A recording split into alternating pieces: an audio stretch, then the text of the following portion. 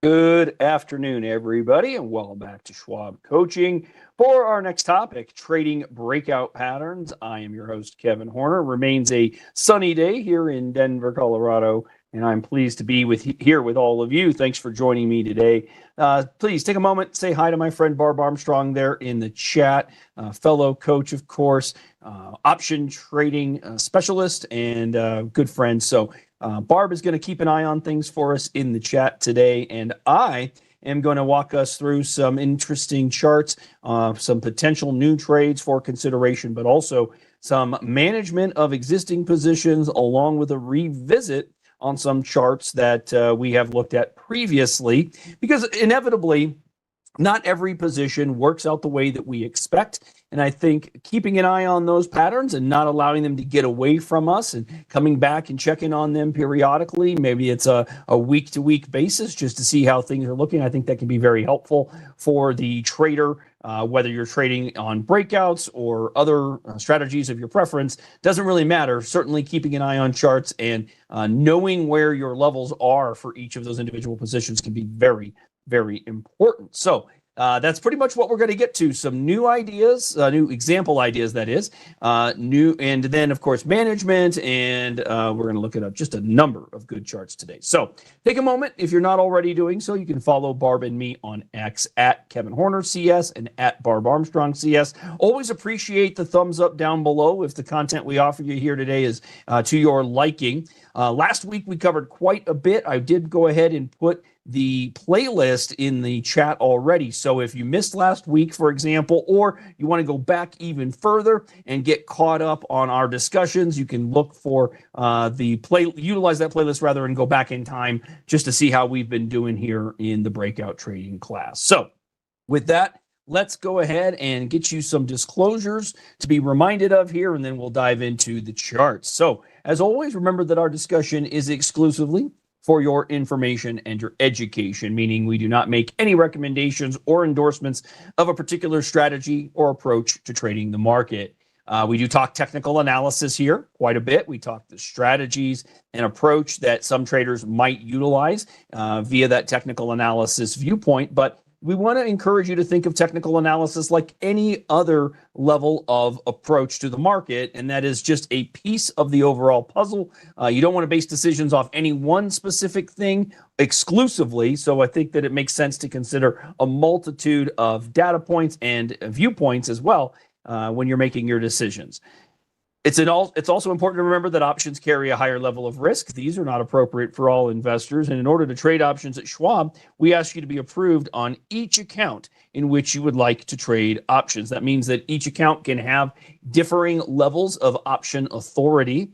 And when you're going through your process of getting approved, remember to review the characteristics and risks of standardized options, and you can always call in for a copy of that. And by the way, if you've not yet done so, it's always all right to reach out and speak with Schwab on the service team or the trading desk. Our teams are available 24/7 for you. We invite those conversations and would encourage you, especially if you've got questions about your process or anything you're working on. Certainly a good conversation to have with a broker. That would be my encouragement. As an individual who was on those phones for a very, very long time, talking with traders about their strategies and things that they might consider is really one of the more rewarding aspects of being a broker on the phone. So never hesitate to reach out and have that level of conversation with someone. All right, let's take a look. Oh, you know what? I should mention finally one last thing. We work in paper money here in Thinkorswim desktop application. A good reminder as it relates to trading options in the paper money version is that when you are short contracts in paper money, if you are the seller of options, whether calls or puts, you are obligated, right, to take on positions one way or the other. That obligation, however, will not come prior to option expiration in the paper money account. However, it's important to know that in a live money account, when anytime you are the seller of options, you are at risk for having having to do something, right? You might be obligated to buy stock or sell stock, and that can happen ahead of the option expiration date. You need to be aware of that, even though it won't happen in paper money. It absolutely can happen in real world examples. And further, it can happen even if you are not, if your contracts are not in the money. So you have to be aware you can be assigned at any time. All right. So with that, I don't know if I've got an announcements here today, everybody. Maybe we do. Let's look and see. Like I said, new trade examples, trade management, but I guess I don't have an announcement other than I'm going to be in Miami here this weekend. I hope some of you are able to join. If you're not, check out schwab.com/events for our upcoming calendar. We have the dates set for early 2025, and some of those have registrations ready to go for all of you. All right, so bringing up the chart here, I've got the S&P 500 up. Of course, we are, as we discussed in Trader Talk this morning, we are still trying to discern our next move. We have essentially gone really nowhere over the last 4 sessions. We have traded within the same range we created, last Friday.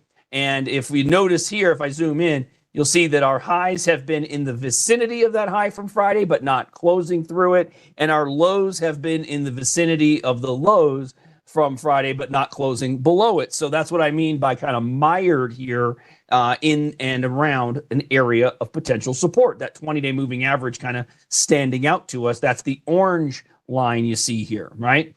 You can also get a better visual on this perhaps by looking at something like the 1 hour chart. And then you can just take a look at this little window. And this is all we're talking about, everybody. This is what we've been stuck in since Friday of last week. We've basically traded within that range with not much deviation. And I think the takeaway is very simple: waiting on a catalyst, right? Last week's catalyst for the selling was the hawkish nature out of Fed Chair Powell, suggesting that they weren't necessarily guaranteed to be cutting rates here in December. And that kind of gave the market a little bit of a heads up that maybe more rate cuts aren't imminent. And with that in mind, the market decided, well, we'll take a little bit of profit here given the recent pop. And we created a new gap zone as well. So something to monitor in here going forward. We ultimately would love to get back into this gap zone, and much less pleased about potentially getting into this gap zone. Whoops, sorry, everybody. I'm trying to highlight it right here, right? This gap right in here, which is where ultimately we need to determine, right? Are we moving out of the range to the upside and thinking bullish, or are we moving down out of the range to the downside and thinking bearish?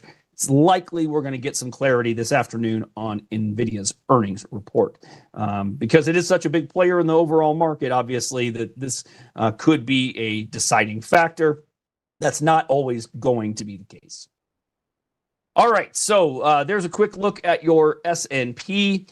We can do the same relative to the NASDAQ, but it's going to look awfully similar, isn't it, everybody? Gap zone. Oh, let me change that with a rectangle. Gap zone right there. Gap zone in here. The difference is that the NASDAQ 100 at least has traded below and into the gap. Now, we found a little bounce spot, but it's unclear whether we hold. Obviously, we'd love to get higher and close above the highs we've made here, but no guarantee that that happens. We do have support potentially in that zone of the 50-day moving average here at around 20,200 on the NASDAQ 100. So that's kind of what we're watching.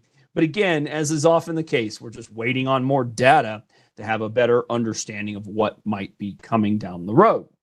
So today's chat is going to lean into a couple of new positions that might be opportunistic for traders as examples of potential breakouts. So what I'm going to do is try out a couple of positions here. I'm going to look at a couple of individual symbols, and we're going to build some new trades. So we're going to start with WBD, Warner Brothers Discovery. Now, today it has traded a bit higher than we had seen, right? You can see there's been a number of tails in here, but I don't know that today's action is the key action. I think what a lot of traders might tell you is that the key action was the breakout through here. So this gets in line with that kickoff comment I made about looking at your charts and doing so more than maybe just the day you're ready to make a trade, right? Once you've determined that you've got a few symbols with which you'd like to work, It's very important that you keep an eye on them and monitor on either a day-to-day basis, or if you're a little longer term in your process, maybe a week-to-week basis. But I think the takeaway here has been that since the gap higher following earnings on the 7th, now earnings were before market open, so on the day of the 7th, the stock did gap higher right here, traded through a level of former resistance, now potential support right here.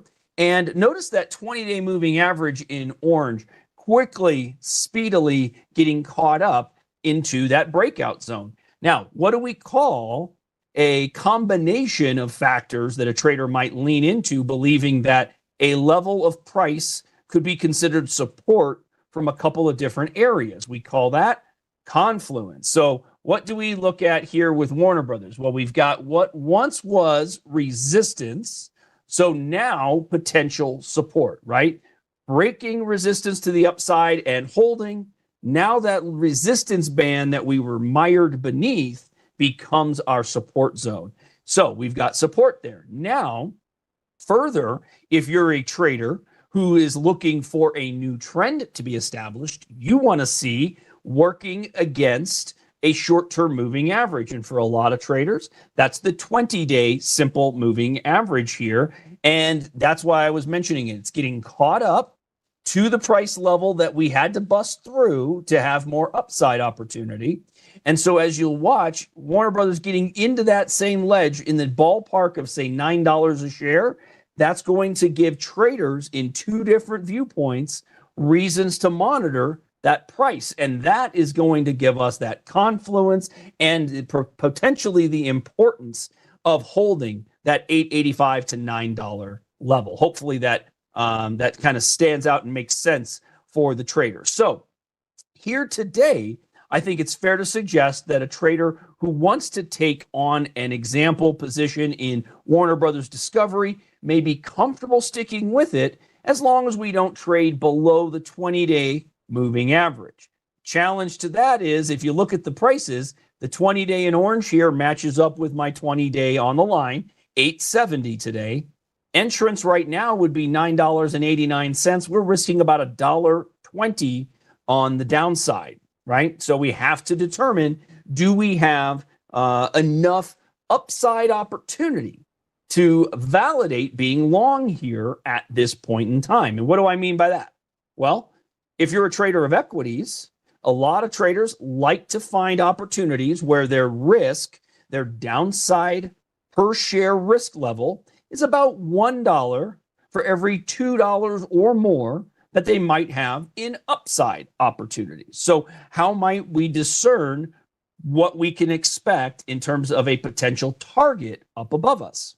Well, one way to do it is to think about the range that we've traded in, which has been kind of tight, right? Let's call it 885 to the 985, about $1, right? So if we're only thinking that we could break out from here and add $1 while risking $1.20, many would tell you that that's a bit of an inverted risk reward ratio. You would prefer to risk about 1/2 or 1/3 of what our target zone opportunity is.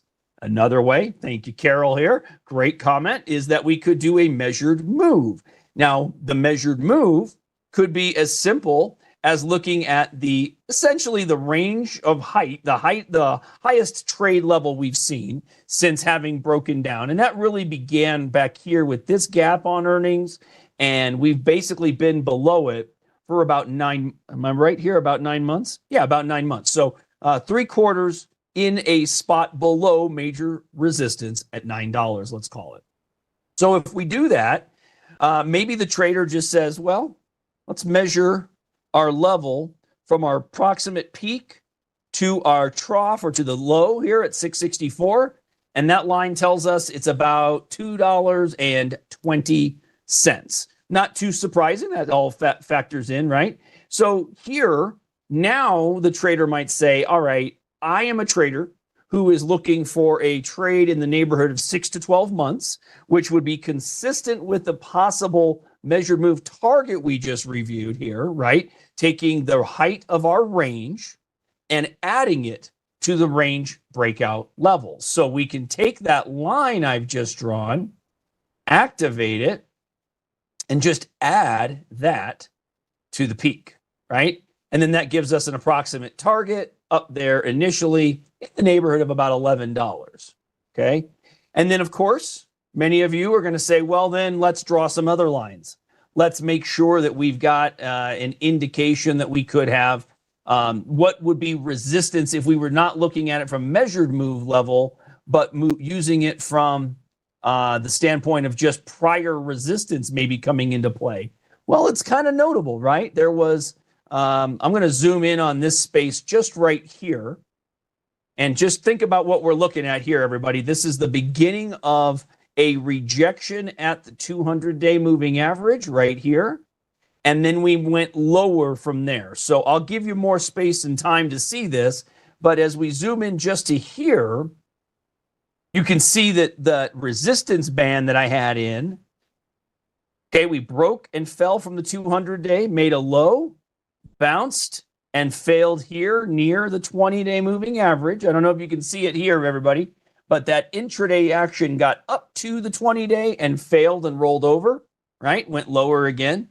So that's why that ledge could potentially be resistance first, okay? So let's back that out. And you could see that, well, yeah, some traders would say, yeah, I want to go all the way to 11. But what if it only went to 1075 and it didn't get to 11 at all? If you didn't sell some along the way, we could have a trade that was working really, really well, only to reverse course and take a winning trade to a losing trade. So we need to have some plan to move ourselves off the trade in the sense that in the instance that we get up to resistance, but maybe we don't get to the measured move target. So some traders might target a little below the measured move given the nature of that resistance band, and they might sell a portion, 25%, 50%, etc. Let's see how that goes. So what we're going to do is we're just going to do a very basic trade here, everybody. And again, I've made some comments that would suggest that while we've broken a long run downtrend, the reminder probably needs to be that our up moves to even in a broken downtrend, our up moves are likely to be stair steps upward, not aggressive, huge spikes to the upside necessarily. Certainly not initially. It can take a little bit of time. If we added more time to this, everybody, let's just highlight this, give you 3 years on this chart. You'll see Warner Brothers Discovery has been in a downtrend for quite a while. And even look at where the blue line is. I can tell just by the location of that 200-day moving average that price was much, much higher in the past, right? So just looking at the recent trends, I think the biggest thing that stands out to my eyes right here is that this last peak up around 16, we just kind of drew lines through there. Yeah, see, that kind of stands out.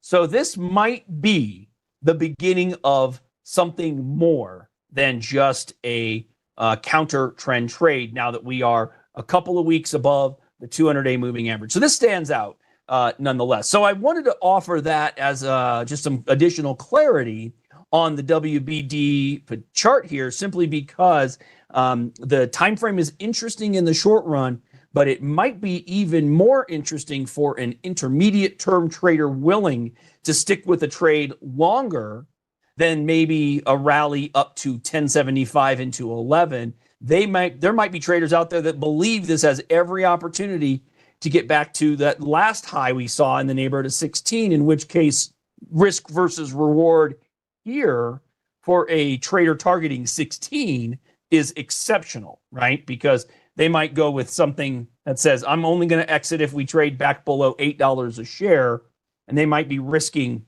2 points for the opportunity to make 6 or 7 or more.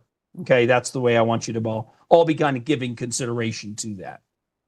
Okay, so let's take this from an example standpoint, and let's just build a very basic trade, long shares that are going to give us some potential upside opportunity. We'll set a stop under the 20-day moving average. How about in the ballpark of about 8.5, which would give us a little bit more wiggle room than maybe we would like, but it could also give us opportunity to stay with this position a little bit longer. Now, if our comfort were for $500 and we were going to risk about $1.30 a share, well, the quick math in my head says we could own about 300 shares. So if we just do $1.30 and $1.30 and 300 shares comes out to 490 or 390, excuse me. So we're going to be risking less than 500 this way. So the way we would build this, commonly at least, for equity exclusive trade here is to buy, right click in here. We're going to do a buy custom with stop. Okay. And that's because we're not necessarily assigning a target exit just yet. We're going to let this one go a little bit and we'll come back and revisit in subsequent sessions, everybody. So we're just going to do a protective order to buy the shares. And if we get kicked out on our stop, so be it. But our hope is that we take upside moves, and then in subsequent classes, we can talk about raising the stop and then targeting new levels. So let's put ourselves in a market position to own it today with the belief that we're in the midst of a breakout. And we are going to go to a stop level at 850. And we're just going to change that to good till canceled. And so again, I wanted to make sure I have 300 shares. And if you want to make sure that your entrance and your exit strategies all line up, hit that little icon here. Maybe you can't see it. It's in red. It doesn't stand out as well as I would like, but as soon as you change it to that little chain, then it links together your units. So as I add or reduce detail here, it puts those changes in on my exit strategies as well.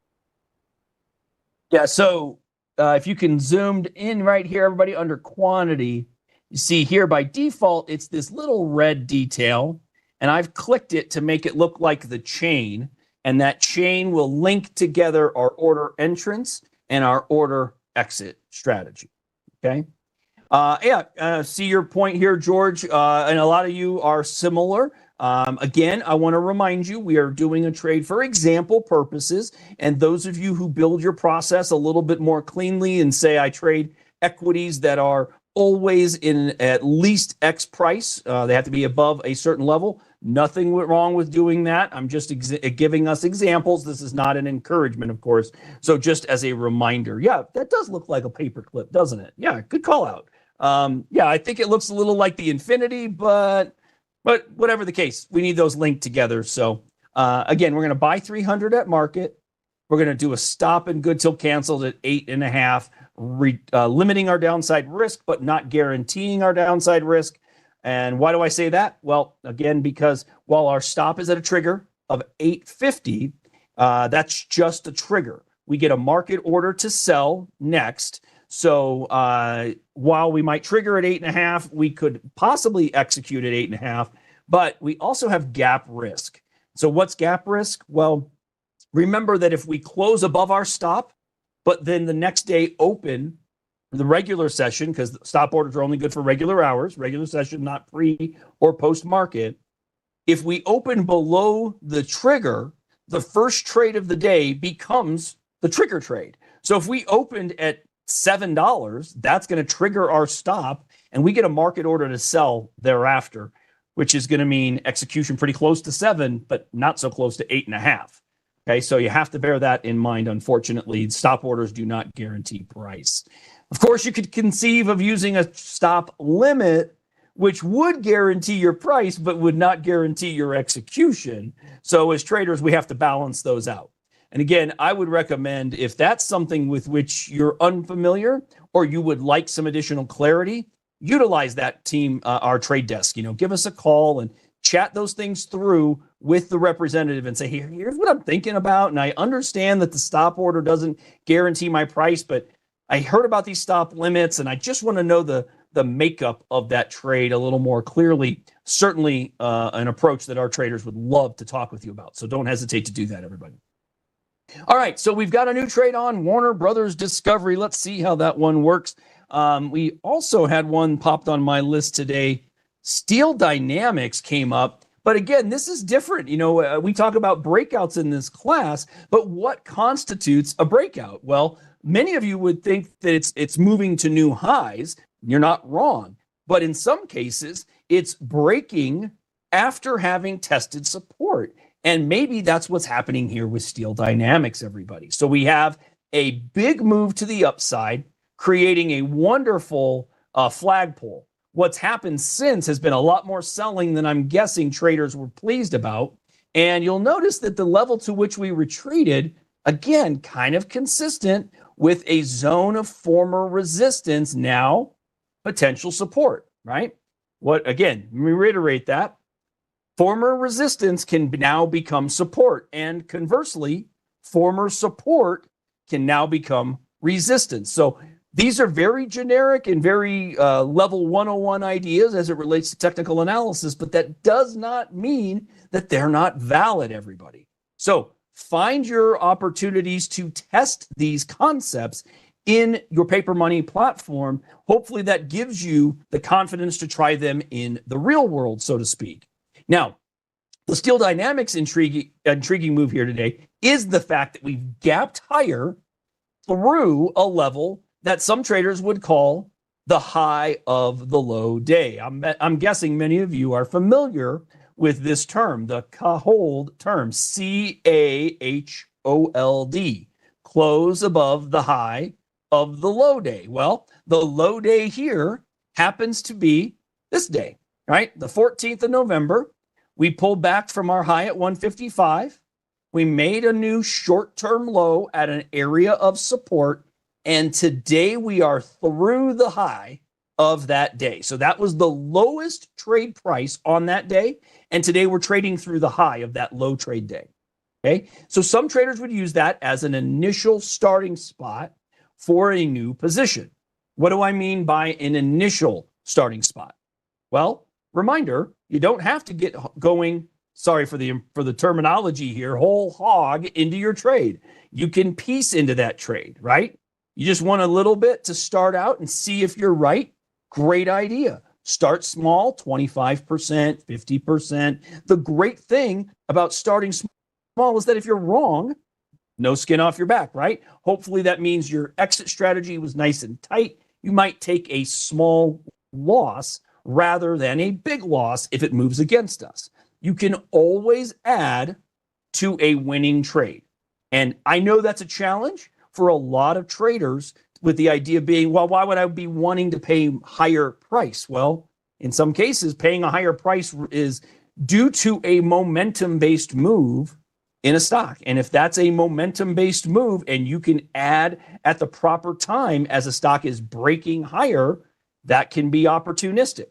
Okay. This is most commonly employed, I would say, by trend traders who are evaluating trends, noting higher highs, higher lows. Where do we like to buy if we are trend traders? We obviously prefer to be buyers near support so that we can limit our downside risk tolerance. And so looking here at Steel Dynamics, we might suggest that we've got a little bit of a breakout, and we might think that only if we traded through the low we made here on the 14th would we decide to move on from that. That low was just under 137, 136.72.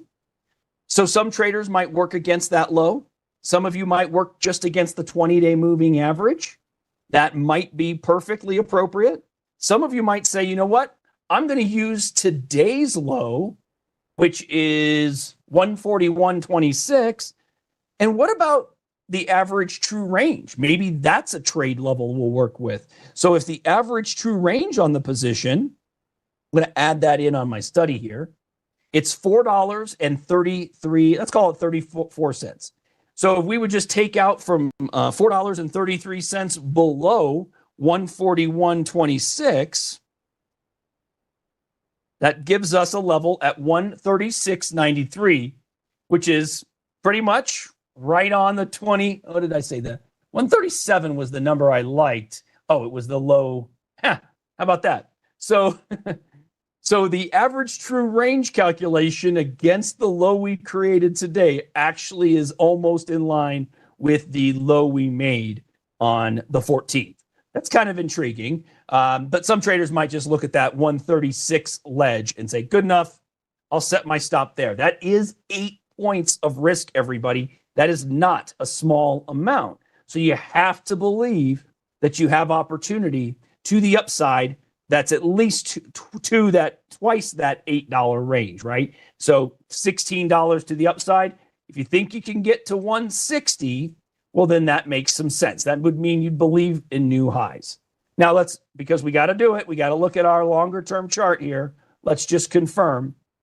All right, that's a little interesting because we've seen resistance up here before, haven't we, everybody? So we've been up to and even through the 151 zone, but we haven't held it.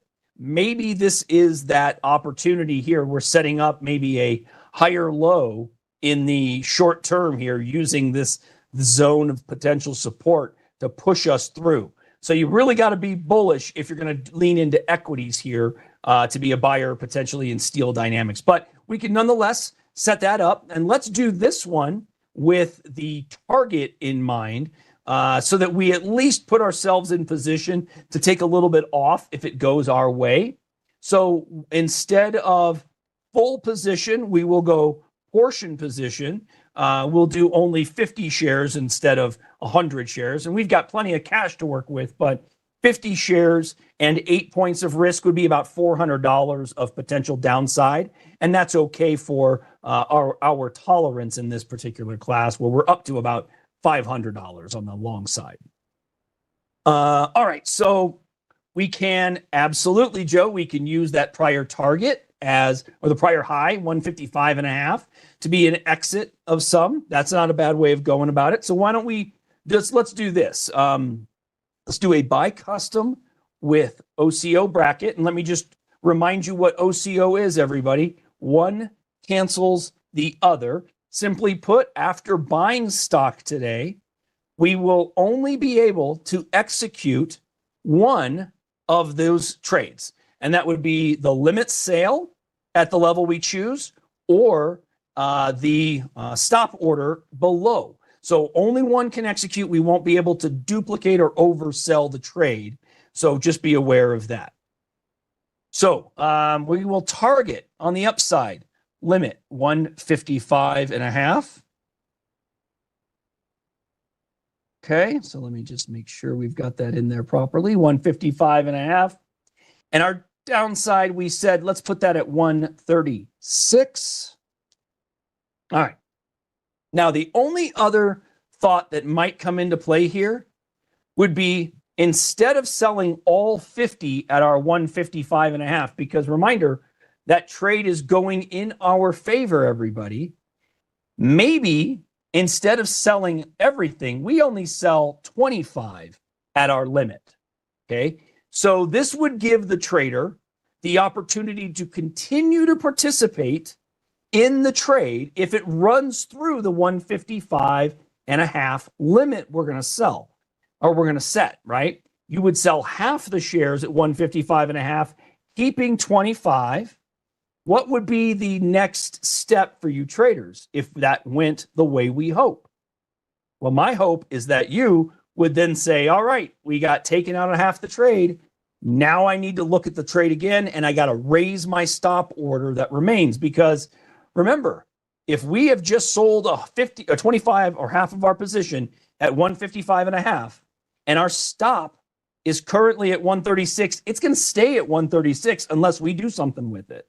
So at 156 almost, we're now risking 20 points of downside on our shares that remain.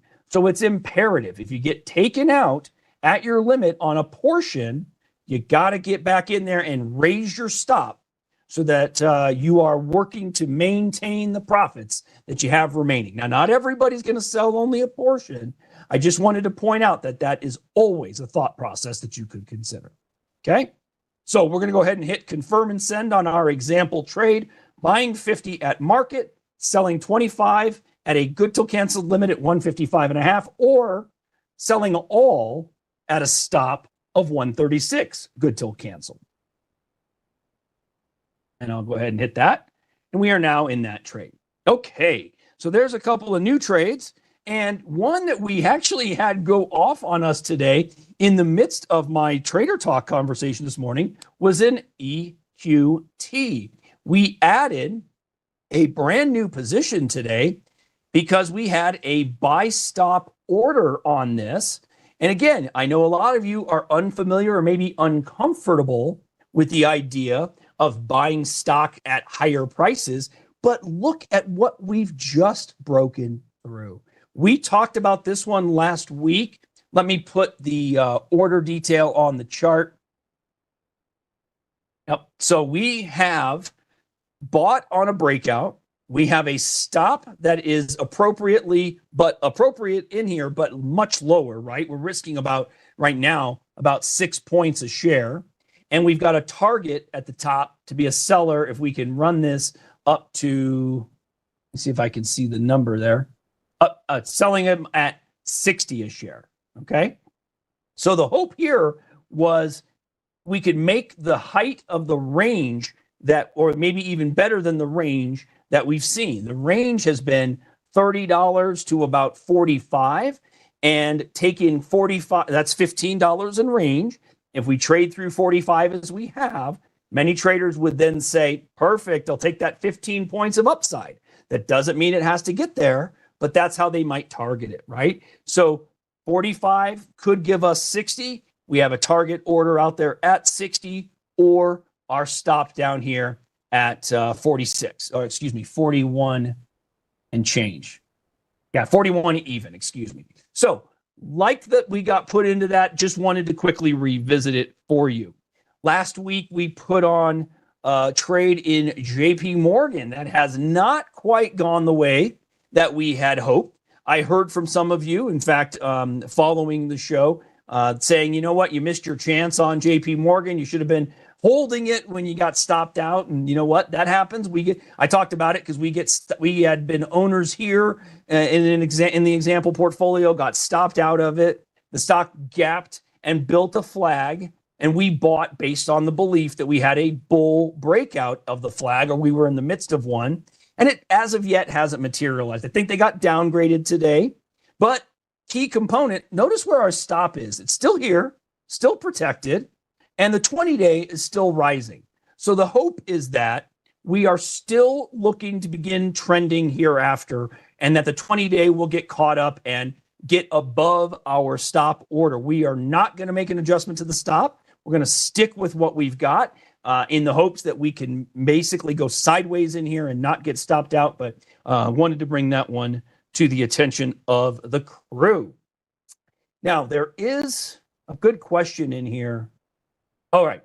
Harry, you're asking a question about using the trailing stop order rather than selling at the limited goal or the target spot, right? And trailing stops can absolutely work for you, Harry, and all of you. The question becomes when. So I know that, as usual, everything we cover here, it's all subjective in nature, right? We traders all have our preferences, and we differ from one of us to the next.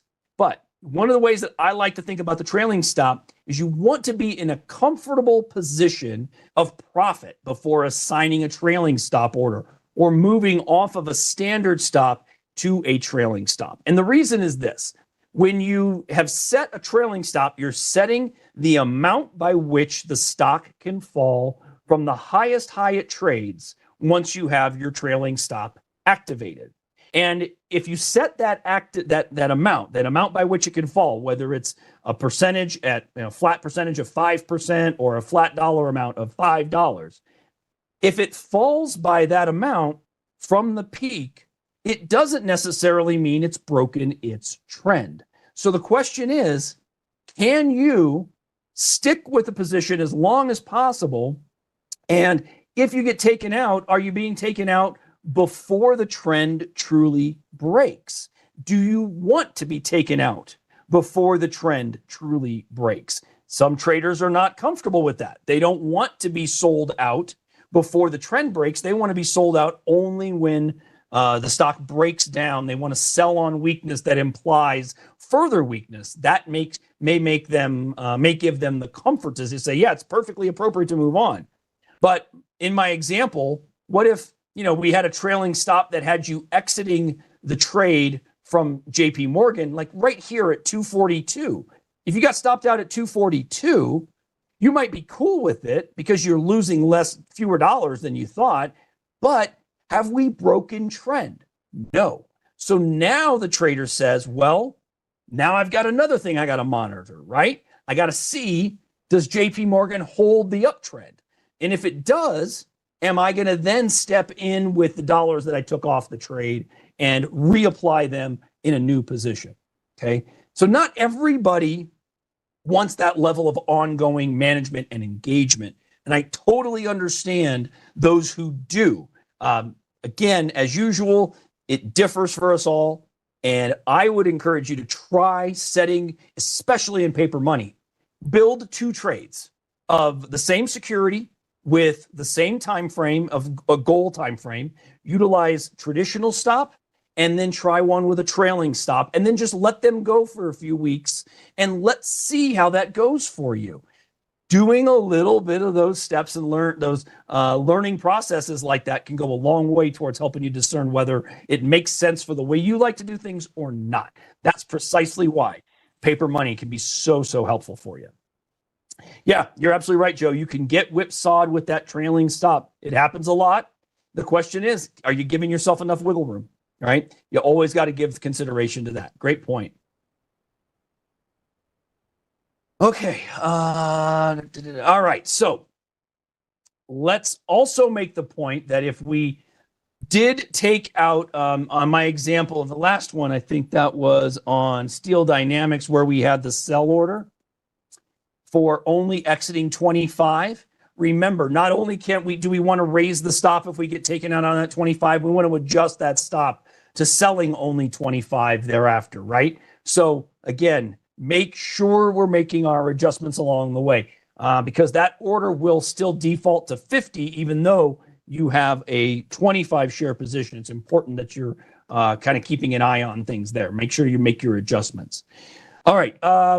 Other trades here working in the account. So I've got that EQT position. Let me just move that one to my equities side. We'll do the same with that JP Morgan trade, belongs in equities, and then our Warner Brothers and Steel Dynamics. And then I think, let's see, do I have an option trade in here? We've got Flutter working. So we got a couple of minutes. Let's take a look at the Flutter trade. So we have a long call vertical. We bought the 240s for December 20, sold the 270s for December 20. The current position is a net loss of $20. So it's really a hold for us in the portfolio at this moment. But let's look at that on the chart real quick. And just as a peek at what's happening. So we have gapped higher with a nice flagpole here. A lot of traders would tell you, at least, whether you view that as this flagpole like so, or you might view it as taking the flagpole all the way down to the last level that we really rallied from. So that's, again, subjective in nature, right? We've got a breakout from a consolidation range of 30 points. So 30 points added to 250 gives us a target of about 280. That's how we kind of thought about this. A lot of traders are going to note, though, we've just been bull flagging in here since the gap higher, right? And I think that's a real positive from the bullish standpoint, is that while we have been rocky on a broad market viewpoint, you got a stock that has just gone sideways after making a major move to the upside. So the chart, what could you target? Well, if you believe that the move that mattered most is that big move off of this low, well, then your target could just be measuring the height of your flagpole, and that might give you the neighborhood of about 305. If you decided to use it from the low of the actual earnings day instead, which might be a little more conservative in nature, nothing wrong with that, then maybe your target is a little bit lower and maybe in the neighborhood of about 290. So that gives you potentially a range of about, 15 points, 290 to 305 from an approximation of, the upside opportunity. Again, we don't know where it's going for sure, but we want to have some ideas so that we can be selling if we get to a level of comfort for us. So here, there's not much to do with the position here in Flutter, because like I said, we're about break even. We've seen the 270s reduce value because the stock has gone sideways. So we've lost extrinsic value, time value has been taken out of the position. And then going forward, what we want to see is continued move to the upside for sure. That'd be great for the position here, of course. But next week might give us a little bit more clarity on this one. So we'll look at that one with you next Wednesday, excuse me. After I get back from a brief little hiatus, I'll be here on Wednesday afternoon for breakouts and Wednesday morning for Trader Talk, of course. So we'll wrap it there, everybody. Big thanks to Barb in the chat, and a big thanks to all of you in the chat. Lots of good questions today, things that I was able to speak to for all of you. As always, I love hosting this class. And if you did not know that there are archive versions available, the playlist is at the top of the chat here today, and you can utilize that to go back in time and check out older segments. So again, thanks to Barb. Thanks to all of you. Follow Barb and me on X and hit that thumbs up button down below for me, everybody. Greatly appreciate that if you don't mind. Have a great rest of your Wednesday. I look forward to seeing you all again real soon.